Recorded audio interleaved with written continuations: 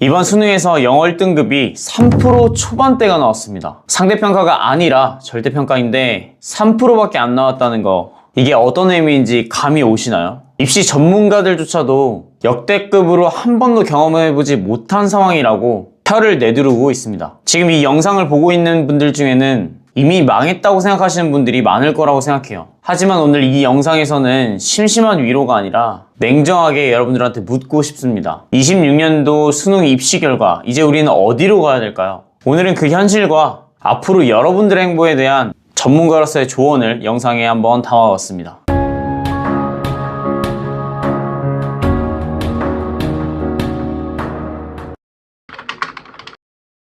이번 수능 채점 결과를 보면 영어 1등급의 비율이 3.1%에 그쳤습니다. 절대평가라는 취지와 다르게 난이도 조절에 실패했다는 공식 발표까지 나왔습니다. 상위권만 어려운 시험이 아니라 중상위권 자체도 흔들리는 그런 시험이었습니다. 결국 수시 최저를 못 맞춘 학생들이 늘어나고 그 여파는 정시 경쟁 심화로 이어졌는데요. 이거는 단순한 불수능이 아닙니다. 입시 구조 자체가 예측하기 매우 어려워진 이런 구조가 이번 수능이었습니다.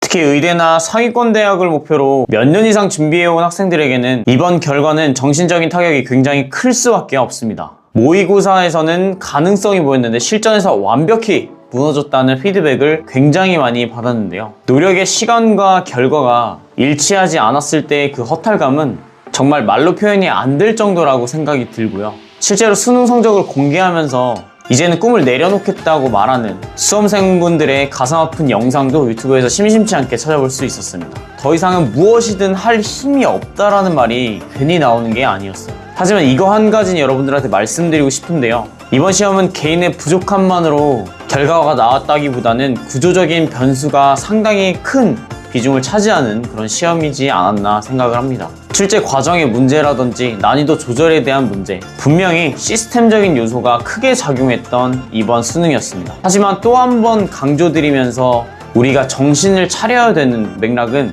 그렇다고 해서 결과가 결국 바뀌지는 않습니다. 정말 억울하셔도 점수는 그대로고요. 이미 결과가 다 정해져 있습니다. 그래서 우리는 감정보다는 앞으로에 대한 전략을 고민해야 될 때입니다. 지금 여러분들이 가능한 선택지는 4가지입니다. 재수로 다시 정면 승부를 할 것인가? 일단 대학에 진학한 뒤 반수를 준비할 것인가? 전략적으로 대학을 다니면서 편입을 노릴 것인가? 아니면 대학에 아예 진학 안 하고 진로 자체를 다시 설계할 것인가? 많은 분들이 수능에 그만큼 매달렸고 수능을 실패했을 때 그 좌절감은 크기 때문에 수능 한 번으로 인생이 정말 망한 것 같은 기분을 느끼실 텐데요. 수능은 한 번의 시험일 뿐이고 여러분들이 하셨던 입시는 하나의 구조일 뿐입니다. 그 구조를 어떻게 활용하느냐는 또 다른 결과를 낳기도 합니다.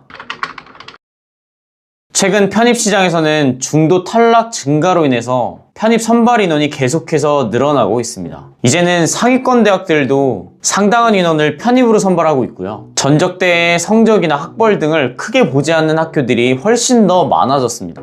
이제는 전적대 성적 자체를 블라인드에서 정량평가를 하고 있는 대학들이 거의 대부분이고요. 실제 사례를 보면 수능에서 4등급, 5등급 맞은 학생들이 불과 1년 만에 편입 조건을 갖추고 중상위권 인서울대학에 편입에 성공하고 이후 대학원이나 전문직으로 이어지는 경우도 심심치 않게 볼 수 있었습니다. 여기서 중요한 사실은 수능이란 건 하루짜리 시험입니다. 하지만 편입은 1년짜리 프로젝트라고 여러분들이 여기셔야 합니다. 그날의 컨디션과 출제 경향에 따라서 완전히 좌우되는 시험과 철두철미한 전략과 계획, 그리고 누적으로 이루어지는 편입시험의 성격은 완전히 다릅니다. 그렇다고 해서 편입이 물론 쉽다는 얘기는 아닙니다. 하지만 말씀드린 것처럼 전략적으로 편입이라는 제도에 대해서 이해하고 접근하면 충분히 여러분들의 인생에 대한 판을 완전히 다시 짤 수 있는 그런 시험이 바로 편입시험입니다.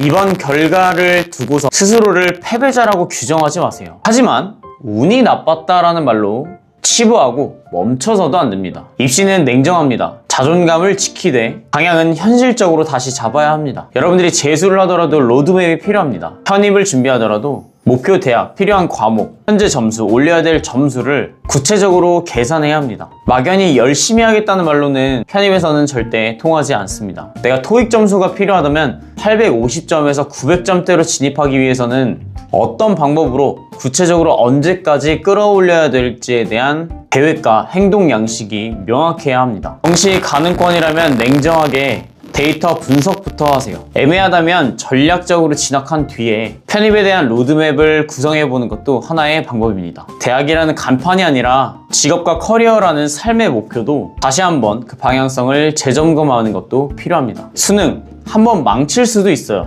하지만 이번 수능을 통해서 여러분들이 깨달은 것이 있고 나아갈 방향을 한 번 더 점검할 수 있는 기회가 된다면 그 실패는 오히려 좋은 계기가 될 겁니다. 이번 26년 입시 분명 쉽지 않았던 것이 사실이고 그 결과를 겸허히 받아들이고 우리는 다음 스텝 혹은 또 다른 스텝으로 나아가야 될 준비와 전략이 분명히 필요할 것입니다. 현재 상황에 맞게 자신의 방향과 목표를 정하시고 최대한 빠르게 집중해서 내가 원하는 방향으로 갈 수 있는 길을 선택하시길 바랍니다. 현재 대학교에 진학하지 않으셨더라도 혹은 진학하실 예정이시더라도 학교를 다니면 1년 만에 일반 편입 조건을 만드실 수 있는 길이 학점은행제를 통해서는 충분히 가능하기 때문에 관련해서 궁금하신 점이 있다면 고정 댓글 통해서 상담 신청해 주시고요. 이제부터 여러분들은 더 나은 삶을 살기 위해서 감정이 아니라 이성으로 전략으로 판단하셔야 될 때입니다. 이제 여러분들은 더 이상 어리지 않기 때문에 스스로 삶을 개척해 나가셔야 할 겁니다.